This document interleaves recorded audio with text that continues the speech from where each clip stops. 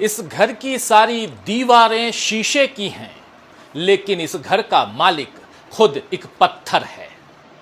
नमस्कार, मैं हूं राजीव और आप देख रहे हैं घूमता हुआ आईना। देश में मध्यावधि चुनावों की आहट सुनाई दे रही है दोस्तों।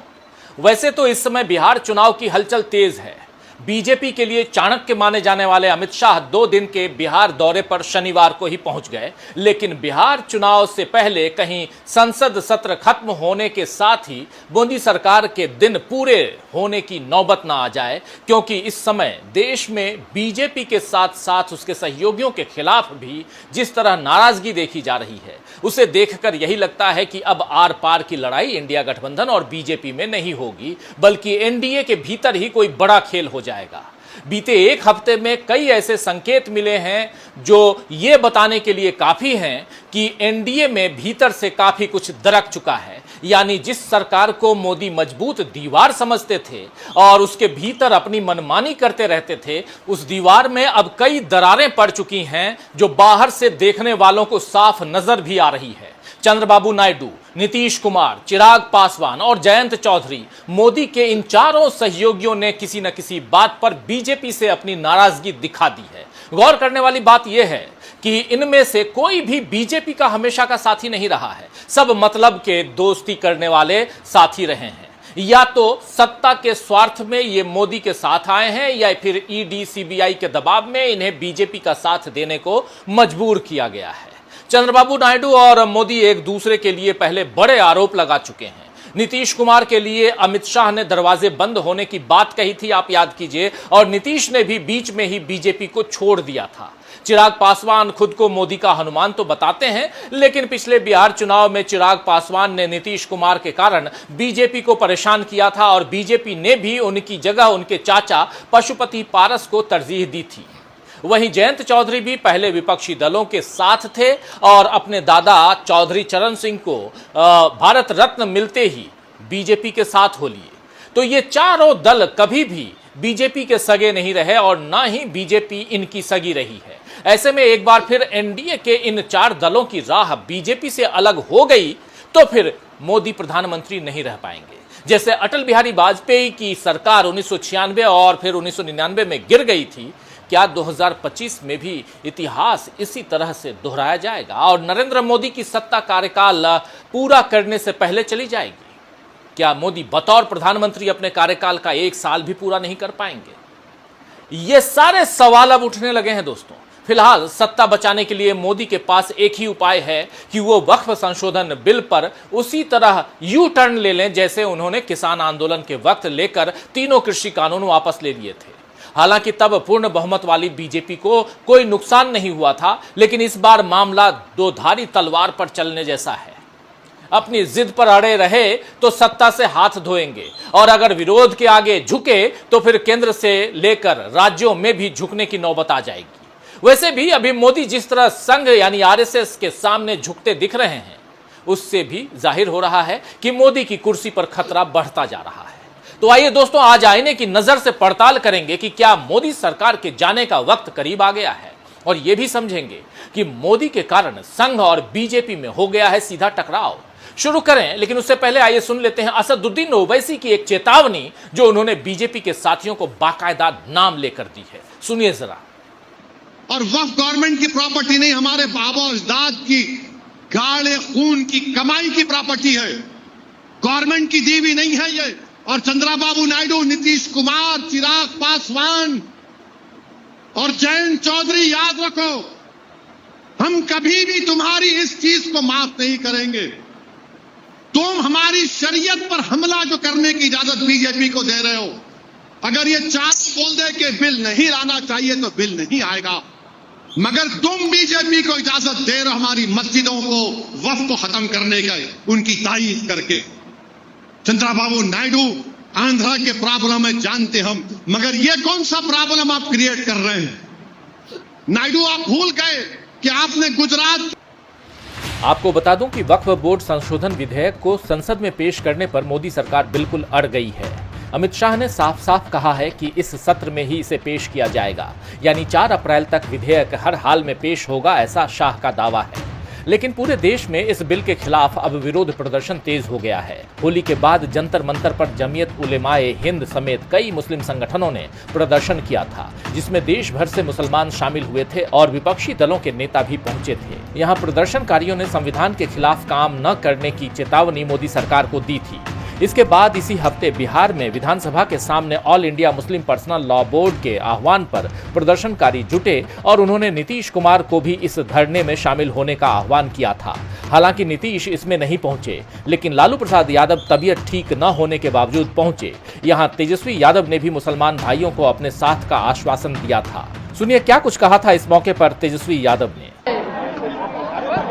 इस बिल के खिलाफ सभी आवाम को, बुजुर्गों को, नौजवानों को आज के इस धरना प्रदर्शन पर आप सब लोगों को हम धन्यवाद देना चाहते हैं कि आप सब लोग एकजुट हो करके और लोकतांत्रिक, संवैधानिक, गैर संवैधानिक जो बिल लाया गया है इसके विरोध में आप सब लोगों का महाजुटान हुआ है। हम आप सबको बोल दें कि हमारी पार्टी राष्ट्रीय जनता दल, हम लोगों के नेता लालू प्रसाद यादव जी आज यहां बीमार अवस्था में भी आप लोगों का साथ देने यहां हम सब लोग आपके हाथों को मजबूत करने के लिए यहां पहुंचे हैं और हम लोग किसी भी कीमत पर, चाहे सत्ता रहे या जाए, इसकी हम लोगों को परवाह नहीं है। लेकिन ये गैर संवैधानिक बिल और लोकतांत्रिक बिल का हम लोग पुरजोर सदन में भी विरोध किया था, संसद में भी विरोध किया था और विधानसभा में भी, दोनों सदनों में, चाहे विधानसभा हो या विधान परिषद हो, आज वक्फ के बिल के खिलाफ हम लोगों ने कार्य स्थगन प्रस्ताव ला करके इस पे चर्चा कराने की मांग सरकार से की, लेकिन हाउस को जो है एडजॉर्न करना पड़ा। हम लोग ये बताना चाहते हैं आप लोगों के इस लड़ाई में हम लोग पूरे मजबूती के साथ आप सब लोगों के साथ खड़े हैं। ये तानाशाही जिस प्रकार से सरकार चला रही है, देश को तोड़ने का काम कर रही है, लोकतंत्र को खत्म करने का प्रयास किया जा रहा है, संविधान को खत्म करने का कोशिश किया जा रहा है। हम लोग संविधान के मानने वाले लोग हैं, गंगा जमुनी तहजीब को मानने वाले लोग हैं और किसी भी कीमत पर हम लोगों का प्रयास है कि ये बिल पास ना हो, चाहे जेपीसी की टीम बिहार आई हो। आपको बता दूं कि पटना में हुए इस धरने में लालू यादव और तेजस्वी यादव के अलावा प्रशांत किशोर भी पहुंचे थे। वहीं पटना के बाद शनिवार को आंध्र प्रदेश की राजधानी विजयवाड़ा में भी एक ऐसा ही धरना प्रदर्शन किया गया और वहां भी सीएम चंद्रबाबू नायडू को बुलाया गया, लेकिन नायडू भी अभी खुलकर कुछ नहीं बोल रहे हैं। अलबत्ता गुरुवार को इफ्तार दावत में नायडू ने यह ऐलान कर दिया कि वक्फ की संपत्तियों को उनके रहते कोई नुकसान नहीं होगा। इसके साथ ही इस मौके पर नायडू ने मुस्लिम धार्मिक नेताओं के मानदेय में भी वृद्धि यानी बढ़ोतरी की घोषणा कर दी। यानी नायडू, चंद्रबाबू नायडू की बात कर रहा हूं, नायडू अब मुस्लिमों की नाराजगी को भांप चुके हैं और डैमेज कंट्रोल में लगे हुए हैं। कुछ यही काम नीतीश कुमार ने शनिवार को किया है, जब उन्होंने उर्दू अनुवादकों को यानी ट्रांसलेटर्स जो हैं उनको नियुक्ति पत्र बांटे और इससे पहले शुक्रवार को कई अखबारों के पहले पन्ने पर विज्ञापन देकर नीतीश सरकार ने बताया कि अल्पसंख्यकों के लिए इस बार बजट में कितनी बढ़ोतरी की गई है। हालांकि मुसलमान इन बहकावों को अच्छे से समझ रहे हैं। जिस तरह नीतीश कुमार, चंद्रबाबू नायडू और चिराग पासवान की इफ्तार दावतों का बहिष्कार मुस्लिम संगठनों ने ऐलानिया तौर पर किया, उससे जाहिर है कि वक्फ संशोधन विधेयक पर अब आर पार की लड़ाई का माहौल बन गया है और ऐसे में सत्ता की बिसात नए सिरे से बिछाई जा रही है। चिराग पासवान का एक बयान इसकी पुष्टि करता है। एक टीवी चैनल के कार्यक्रम में चिराग पासवान से मुस्लिमों के खुले में नमाज पढ़ने पर लगाई जा रही रोक पर सवाल किया गया तो चिराग पासवान ने साफ तौर पर इसे गलत बताते हुए कहा कि ऐसे सारे मामले जरूरी मुद्दों से ध्यान भटकाते हैं। चिराग ने बीजेपी से इस बात पर असहमति जताई कि वो गैर जरूरी सांप्रदायिक मुद्दे को खड़ा कर रही है। चिराग ने कहा कि वो 21वीं सदी के पढ़े लिखे युवा हैं और ऐसी बातों को बेकार समझते हैं। यानी चिराग पासवान ने एक झटके में मोदी और बीजेपी की पॉलिटिक्स को खारिज किया ही साथ ही बता दिया कि बीजेपी 21वीं सदी के नौजवानों की सोच के हिसाब से काम नहीं कर रही और बेवजह के विवाद खड़े कर रही है। उधर जयंत चौधरी ने भी एक ट्वीट में मेरठ पुलिस के खुले में नमाज न पढ़ने के फरमान की आलोचना करते हुए इसे जॉर्ज ऑरवेल के उपन्यास 1984 की तरह बताया, जिसमें निरंकुश सत्ता नागरिकों की आजादी छीन लेती है। मतलब जयंत चौधरी ने बीजेपी सरकार को इशारों में तानाशाह बता दिया। विपक्ष भी तो बीजेपी पर यही आरोप लगाता है। अभी राहुल गांधी ने संसद में उन्हें बोलने से रोकने पर यही कहा कि ये लोकतांत्रिक तरीका नहीं है। I don't know what is going on because after he said that, I said, look, as LOP, let me speak. Let me say what he just ran away. So I don't understand what is going on. This is no way to run the house, frankly. I mean, literally, speaker उठ के मतलब एकदम निकल गए मुझे, मतलब एक शब्द नहीं बोलने दिया। और पहले मेरे बारे में कुछ बोलने हैं, वो भी बिल्कुल पता नहीं क्या बोला, unsubstantiated। और फिर मतलब मैं खड़ा हुआ, मैंने कहा कि देखिए मुझे बोलने दीजिए, आपने मेरे बारे में कुछ बोला है, घूम कर चले गए और कोई मतलब अर्जन कर दिया, कोई जरूरत नहीं थी।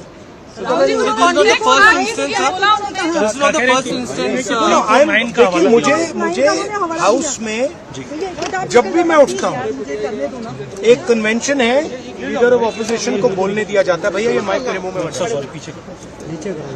लीडर ऑफ ऑपोजिशन को एक कन्वेंशन है कि बोलने दिया जाता। आपको बता दूं कि अकेले राहुल गांधी नहीं बल्कि कांग्रेस के दूसरे सांसद भी कभी माइक बंद होने या बोलने पर व्यवधान डालने के आरोप लगाते रहे हैं और राज्यसभा में भी विपक्ष की यही शिकायत सभापति से है। अब ओम बिरला या जगदीप धनखड़ तो इस मामले पर कुछ भी नहीं बोल रहे हैं, लेकिन अमित शाह ने इस बारे में बड़ी बेहूदगी से बयान दिया कि जब राहुल गांधी को बोलने का मौका मिला था तो वो वियतनाम चले गए थे। ये पार्लियामेंट है, उनकी पार्टी का दफ्तर नहीं है कि जब उनकी मर्जी होगी उन्हें बोलने दिया जाएगा। नेता प्रतिपक्ष के लिए ऐसा बयान देकर गृह मंत्री अमित शाह ने बता दिया है कि बीजेपी की संसदीय लोकतंत्र में कितनी आस्था है, क्योंकि खुद मोदी भी तो जब मर्जी आती है संसद में बयान देने चले आते हैं और अक्सर संसद में उनके भाषण ऐसे ही होते हैं जैसे मोदी पार्लियामेंट नहीं बल्कि बीजेपी की चुनावी रैली में बोल रहे हों, मगर तब बीजेपी को कोई अड़चन नहीं होती।